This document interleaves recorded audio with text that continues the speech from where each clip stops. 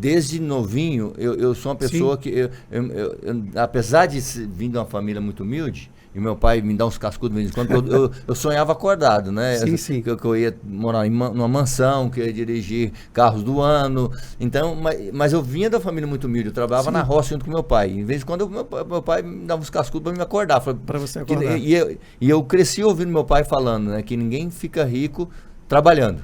Né? Cresci ouvindo isso, né? Ou seja, o sistema já mostra para as pessoas, né, que as pessoas que só fica rico se mexendo com coisa errada. Né?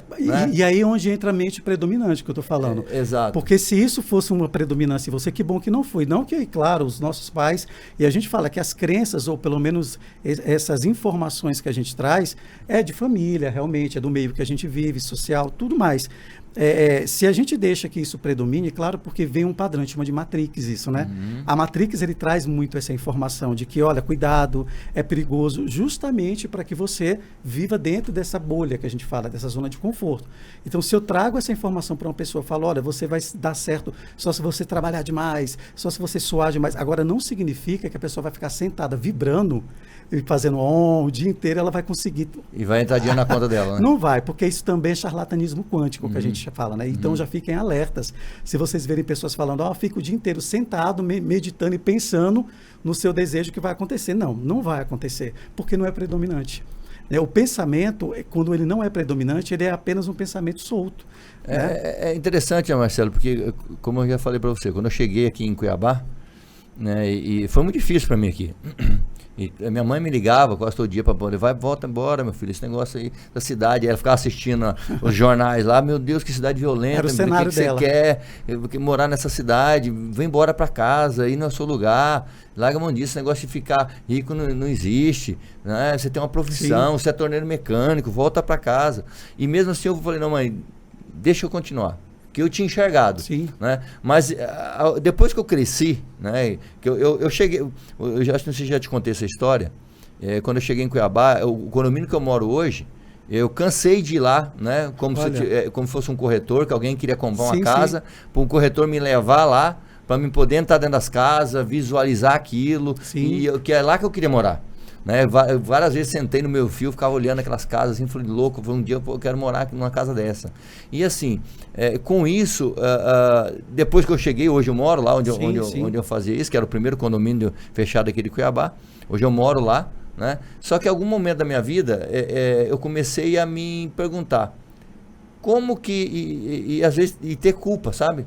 Assim, poxa, sentindo culpado. Porque você chegou e outras pessoas não. Por que algumas pessoas chegam? Por que algumas pessoas têm a mesma oportunidade que a mim não chega? Por que eu consigo morar nesse lugar? É tão simples, porque eu cheguei. Por que as pessoas... Então eu comecei a sentir culpado e perguntar para mim, por quê? O que eu fiz? O que me trouxe até aqui? Como um cara com a quinta série conseguiu chegar... morar numa casa dessa, ter esses carros que tem na garagem. Então eu ficava me perguntando isso, até que eu cheguei na física quântica, né? Comecei a estudar isso, foi quando eu encontrei. Agora você me fala, eu quero que você me explica isso. Que para mim eu tinha chegado, eu praticava essa lei aí, né? Essa lei, né? Conhecimento inconsciente. Mas você está dizendo que não foi inconsciente. O inconsciente, o processo, eu entendi o que você quis dizer, é legal que eu vou explicar isso aqui. Talvez o inconsciente, na verdade, você não tinha a informação da física, que aí, isso sim, que é a maioria. As pessoas não têm a informação da física quântica 100%. É algo novo. A gente sabe que eu tenho 12 anos nessa área de física quântica, né, que eu venho trabalhando isso, me especializando. Mas eu sei que não é uma conversa que você chega numa roda e todo mundo está falando disso. Né, de que você não, pelo contrário, se você começar a falar, é perigoso as pessoas se afastarem. E as pessoas têm que entender que isso é uma ciência, é campo eletromagnético. Você não tem como você...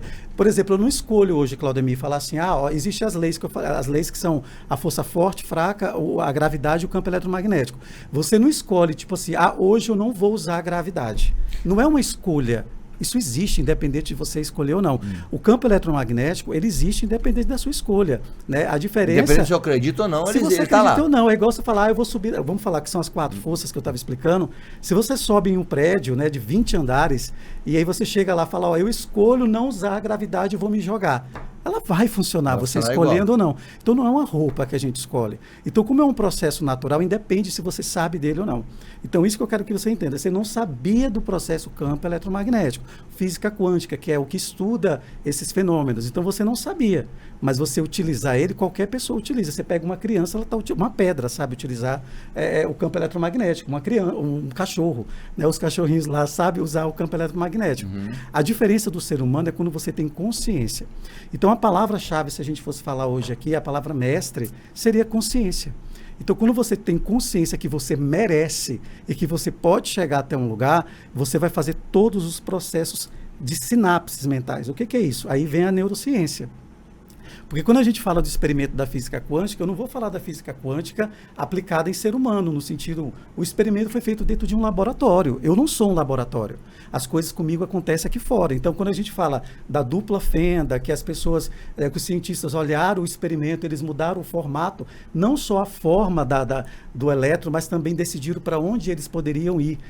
Claro, eles fizeram esse processo dentro de um laboratório. Eu não sou um laboratório. O meu processo trabalha baseado na física tradicional.